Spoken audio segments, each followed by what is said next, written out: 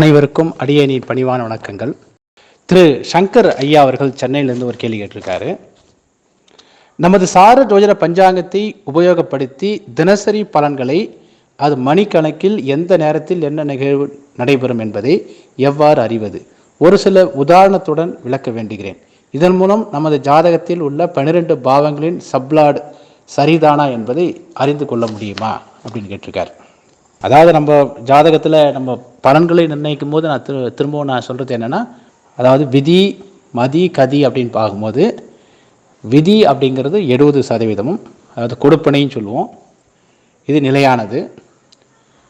அடுத்து தசா புத்தி, இது நிலையற்றது, தசைக்கும் புத்திக்கும் தகுந்த மாதிரி மாறிக்கிட்டே இருக்கும் வாழ்க்கையில், அதுக்கு 25%. கதி அப்படின்னு சொல்லக்கூடிய கோச்சாரம், கிரகங்கள் ஒவ்வொரு நாளும் என்னென்ன சாரத்தில் இருக்குது அப்படிங்கிறது 5%. அதாவது ஒரு சம்பவம் கோச்சாரத்தின் மூலமாக தான் நடந்தது அப்படின்றதுலாம் இல்லை. கோச்சாரங்கிறது கடைசி நிலையில், அதாவது திருமணம் அப்படிங்கிறது தாலி கட்டுறது தான். அப்போ வெறும் நம்ம ஒரு குறிப்பிட்ட டேட்டில் அப்படியே நம்ம வீட்டிலேயே தாலி கட்ட முடியாது இல்லையா? ஒரு மண்டபம் பார்த்து எல்லாருக்கும் சாப்பாடு அரேஞ்ச் பண்ணி நிறைய விஷயம் இருக்குது இல்லையா? இது எல்லாம் தான். மற்றதெல்லாம் தாலி கட்டுற அந்த ஒரு விஷயம் மட்டும்தான் சூட்சுமம் அப்படிங்கிறது. அதாவது கதி, இந்த கதிங்கிறது கோச்சாரம், ஓகேங்களா? அதுக்கு துணை நிற்கக்கூடியது இவ்வளோ விஷயம் இருக்குது. அதனால் இது எதுக்கு பயன்படுதுன்னா, ஒரு நாள் நடக்கக்கூடிய நிகழ்ச்சி, இன்றைக்கி நடக்கிற நாள் நமக்கு நல்லா இருக்குமா நல்லா இருக்காதா, அது அன்றைக்கி மட்டும்தான். இந்த கோச்சாரங்கிறது என்னென்னு பார்த்தீங்கன்னா அன்றைக்கி மட்டும்தான் அது பலனை திறமை ஒழிய அதனால் வரக்கூடிய விளைவுகள் உங்களுக்கு ஒரு லைஃப் லாங் இருக்காது. உதாரணத்துக்கு ஒரு ஆக்சிடெண்ட் ஆகுதுன்னு வச்சுக்கங்களேன். ஒரு ஆக்சிடெண்ட்டில் ஒருத்தருக்கு கை காணாமல் போயிடுது, கை போயிடுச்சு. 20 வயசில் இந்த சம்பவம் நடக்குது. அது வரைக்கும் அவர் கை அவருக்கு இல்லாமல் தான் இருக்கார். அப்படின்னா இதற்கு காரணம் என்னென்னா கொடுப்பனை. அந்த ஜாதகத்தில் 3வது பாவம் கெட்டு போயிருந்தால் தான் இது பாசிபிள். அல்லது செவ்வாய் கெட்டு போயிருக்கணும். 3வது வீடோ செவ்வாயோ கெட்டு போயிட்டு இருந்தால் தான் இது முடியும். இது கொடுப்பனை. தசாநாதன் எந்த வகையிலாவது 8வது வீட்டை தொடர்பு கொண்டுதான் தான் இது நடக்கவே நடக்கும். ஏன்னா அவர் வாழ்க்கை ஃபுல்லாக கஷ்டப்படுறாரு இதனால்.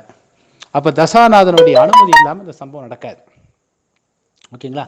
அப்போ பாருங்கள், சரி இந்த கையில் அடிபட்டுருக்குது, ஒரு ஒரு 2 வருஷம் கழிச்சு அவருக்கு சரியாயிடுது.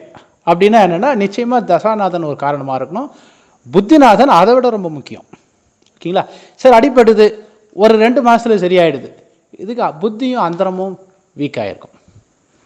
சரி அடிபடுது, மறுநாள் ஆஃபீஸுக்கு போயிடுறார், இதுதான் கோச்சாரம். அது கோச்சாரத்தால் ஒரு சம்பவத்தை நீண்ட நாட்கள் தக்க வைத்து கொள்ள முடியாது. கோச்சாரத்தால் வரக்கூடிய சம்பவங்கள் எல்லாமே ஒரு தற்காலிக சம்பவம். அப்புறம் எதுக்கு நம்ம ஜாதகம் பார்க்குறோன்னா, ஒரு சம்பவம் நடக்கிற அந்த சூழல்கள் நல்லா இருக்கணும் இல்லையா? அதனால் என்ன பண்ணுறதுன்னா, அந்த சூழல்கள் நல்லா இருக்கணும், அன்றைக்கி நல்ல முகூர்த்தமாக இருக்கணும், ஒரு மீட்டிங் பேசும்போது அது அன்றைக்கி அந்த மூடு நல்லா இருக்கணும். அப்படிங்கிறதுக்காக தான் நம்ம என்ன பண்ணுறோன்னா அந்த மூடுன்னு சொல்கிறோம் பார்த்தீங்களா? ஏன்னா சந்திரன் மனோகாரகனாக இருந்தாலும் பெரும்பாலும் இந்த கோச்சாரங்கள் எல்லாமே சந்திரனை பேஸ் பண்ணி தான் நம்ம எடுத்துகிட்டு போவோம். கோச்சாரம் அப்படின்னாவே 9 கிரகத்தில் எந்த கிரகம்னா சந்திரன் தான். கிட்டத்தட்ட கோச்சாரத்தில் கிட்டத்தட்ட 50 விழுக்காடு சந்திரனுக்கும் மீது 50 விழுக்காடு எல்லா கிரகத்துக்கும் கொடுத்துக்கலாம். அப்போ மனோகாரகன் அப்படிங்கிற சந்திரன் அப்படி அதை நம்ம பார்ப்போம். இது கோச்சாரத்தில் நம்ம நம்முடைய ஜாதகத்தில் 8வது வீட்டுக்கும் 12வது வீட்டுக்கு யார் சப்ளாடோ, இப்போ உதாரணத்துக்கு ஒரு ஜாதகத்தில் 8வது வீட்டு சப்ளாடு புதன் அப்படின்னு வச்சுக்கங்களேன். அந்த புதனுடைய நட்சத்திரம் வரும்போது, அந்த புதனுடைய நட்சத்திரம் ஆயில்யம், கேட்டை, ரேவதி, இந்த 3 நட்சத்திரம் வரும்போது நீங்கள் பார்த்தீங்கன்னா அந்த முதல் ஒரு 3 மணி நேரம் கொஞ்சம் இயற்கையாகவே ஒரு டென்ஷன் இருக்குது தான் செய்யும். ஏதாவது ஒரு வகையில் ஒரு பதற்றம், ஒரு டென்ஷன் அப்படின்னு இருக்கும். குறிப்பாக புதனா இருக்கிறதுல ஏன்னா ஒரு பேப்பர் ஒன்று நம்ம எழுதி வச்ச பேப்பர் நம்ம காணாமல் தேடிட்டு இருப்போம். அது மேலே ஒரு புக்கு வச்சுருப்போம். அதுக்கப்புறம் அது 3 மணி நேரம் கழிச்சு அந்த புக்கு எடுக்கும்போது அந்த பேப்பர் அங்கே இருக்கும். அந்த மாதிரி அப்போ அந்த கிரக காரத்தோடு நம்ம சேர்த்துக்கிறோம். இல்லை செல்ஃபோன் எங்கேயாவது காணாமல் வச்சுருவோம். செல்ஃபோனில் பேட்டரி தீர்ந்துடும். அந்த நேரத்தில் முக்கியமான நேரம், அது முக்கியமான கால், அந்த நேரத்தில் செல்ஃபோனில் பேட்டரி தீர்ந்துடும். என்னென்னு பார்த்தீங்கன்னா புதன் 8வது வீட்டு சப்ளாடு. சார்ஜ் போடுவோம், பட் என்னென்னா சுவிட்ச் ஆஃப் பண்ணி வச்சுருப்போம்.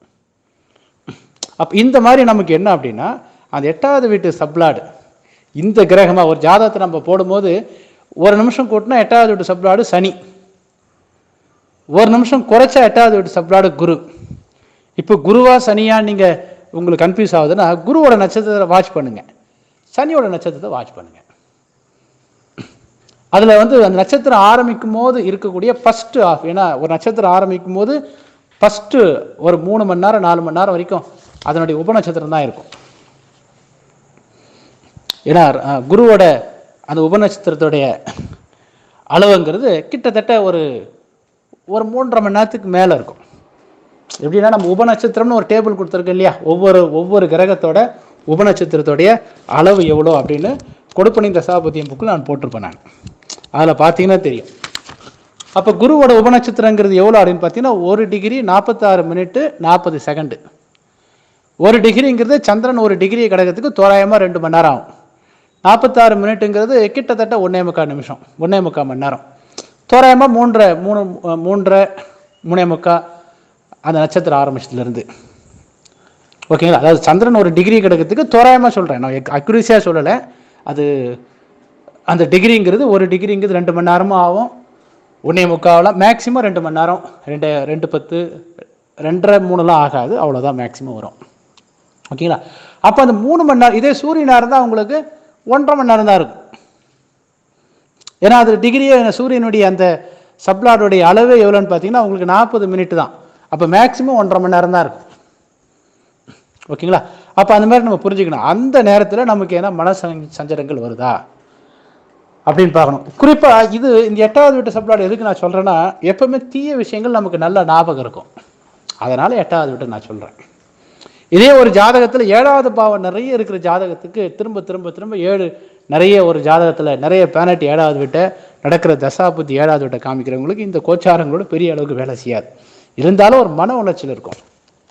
அதை வைத்து 8-12 எடுத்துக்கலாம். நம்ம 2வது வந்து நம்ம பிஸ்னஸ் இதெல்லாம் ஈடுபடும் போது நமக்கு பணம் கிடைக்கிற நேரத்தெல்லாம் நீங்கள், அதாவது மாத சம்பளம் வாங்குறவங்களுக்கு இது பொருந்தாது, வியாபாரம் பண்ணுறவங்களுக்கு எப்பப்பெல்லாம் பணம் வந்தது அப்படிங்கிறது நீங்கள் பார்த்தீங்கன்னா அந்த 2, 4, 6, 10 கூடிய அந்த சப்ளாடு கோச்சாரத்தில் ஏதாவது ஒரு பிளானட் 2, 4 நம்ம சாஃப்ட்வேர்லேயே போட்டிருப்போம். நம்ம ஜாதக கோச்சார பலன் கம்ப்ளீட் 12 பாவத்தை அனலைஸ் பண்ணுற மாதிரி அதில் போய் பார்த்தீங்கன்னா எப்பப்பெல்லாம் நமக்கு 2, 4, 6, 10ன்னு வருது, அந்தந்த நிறைய பிளானட் 2, 4, 6, 10 உடைய சாரத்தில் போகும்போது டெம்பரவரியாக நமக்கு பொருளாதார முன்னேற்றம் இருக்கும்.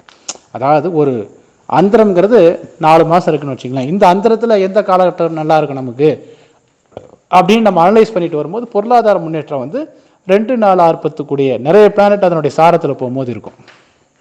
அதாவது என்ன, இந்த கோச்சாரம் என்பது மிகப்பெரிய விளைவுகளை உண்டாக்காது, ஓரளவுக்கு தான். அது நம்ம நல்ல நேரம், அதாவது நம்ம ஜாதகத்தில் தவறு இருந்தால் அது சப்ளாடு அதுவான்னு செக் பண்ணுறதுக்கு நம்ம சந்திரனுடைய கோச்சாரத்தில் 8வது வீட்டு சப்ளாடும் 12வது வீட்டு சப்ளாடும் யாரோ அவருடைய நட்சத்திரம் ஆரம்பிக்கிற அந்த முதல் ஒரு 3 மணி நேரம் 4 மணி நேரம் எப்படி இருக்குன்னு நம்ம வாட்ச் பண்ணிட்டு வந்தால் நமக்கு அதுவான்னு தெரிஞ்சுக்கலாம். அதுக்கப்புறம் ரொம்ப ஈஸி, அந்த கிரகத்தோட புத்தி. இப்போ ராகுன்ற கிரகம் 8வது வீட்டு தொடர்பு கொள்ளுது, ராகுவோட சாரத்தில் ஏதாவது பிளானட் இருக்கு இல்லையா, அந்த பிளானட்டோட புத்தியில் நமக்கு பிரச்சனை வந்ததா, இல்லை ஒரு நிமிஷம் கூட்டுறோம் குரு வருது, அப்போ குருவோட சாரத்தில் இருக்கிற பிளானட்டோடைய புத்தியில் நமக்கு பிரச்சனை வந்ததா, இந்த மாதிரி நம்ம பார்த்துக்கலாம்.